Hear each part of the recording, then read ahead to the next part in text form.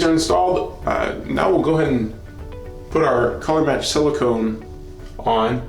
Color match silicone goes pretty much wherever the Onyx touches the Onyx. So all our panel to panel seams around the caddies and also where the panels touch the base.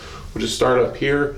We'll begin with a caddy, then we'll go all the way around the mosaic tile trim down, and then we'll do the base at the end once we clean up everything there.